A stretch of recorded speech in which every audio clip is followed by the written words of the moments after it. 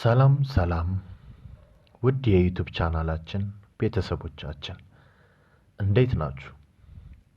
ዛሬ በዕለት ተዕለት እንቅስቃሴያችን ውስጥ ፍርሃትና ጥርጣሬ የዕለት ዕለት ስራችን አንድ አካል እንደሆነ ያውቃሉ?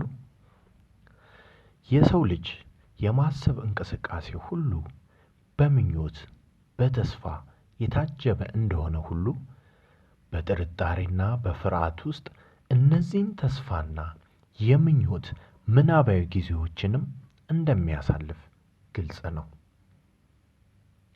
ለምሳሌ አገኘው ይሆን እንዴ? ፈራው እንዴ? ይሳካ ይሆን? ባይሆንስ? ባያልቅስ? ቢበላሽስ? ብሳሳትስ? ቢጠፋስ?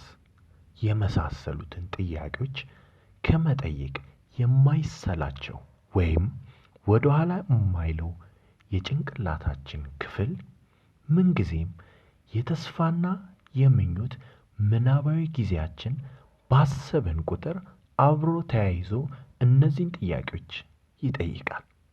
አንዳንድ ጊዜ እነዚህ የፍርሃትና ጥርጣሬ የማሰቢያ ጊዜያቶች ከምኞትና ከተስፋ አይለው በታዩ ጊዜ የጭንቅላታችን ክፍል ሙሉ በሙሉ በመቆጣጠር የዲፕሬሽን ወይም የድብርት አሊያም ደግሞ የአእምሮ ጭንቀትን የመውሰድ ፕሮባቢሊቲያቸው ከፍ ያለ ነው። በነገራችን ላይ የጥርጣሬ መንፈሳችንን ሲያይል ነው ፍርሃትን የሚወልደው።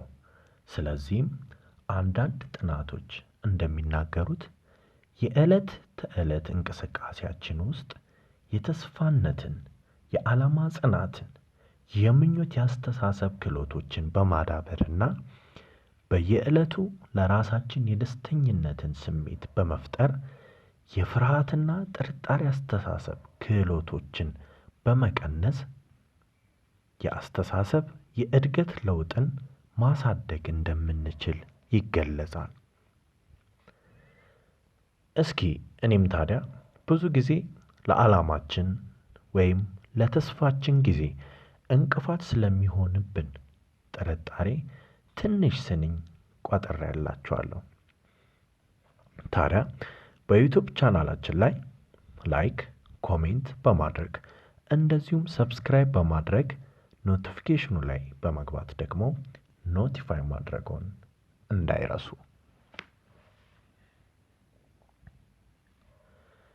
ምኞቴን አልሜ እጅጉን አብዝቼ አውጥቼ አውርቼ በሐሳብ ገርጥቼ ጉዞዬን አንድ ስል በእርምጃ ጀምሬ ለሁለተኛው ስጥር ከወትሮ ጠንክሬ ግና ሲንቀጠቀጥ ታየኝ ሁለተኛው እግሬ።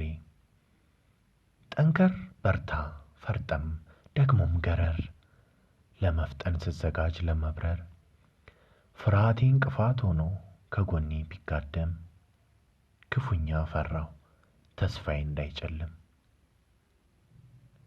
ጎንበስ ቀና ብዬ ደፋ ደፋ አገኘው ይሆን ያን ምኞት ያን ተስፋ ከሩቅ እየታየኝ ያ ረጅም ሕልሜ ለማግኘት ለመያዝ ስጣጣር ከርሜ በጉጉት ሲዘል ልቤ ሲሯሯጥ ደሜ አገኘው ይሆን አልኩኝ ደጋግሜ።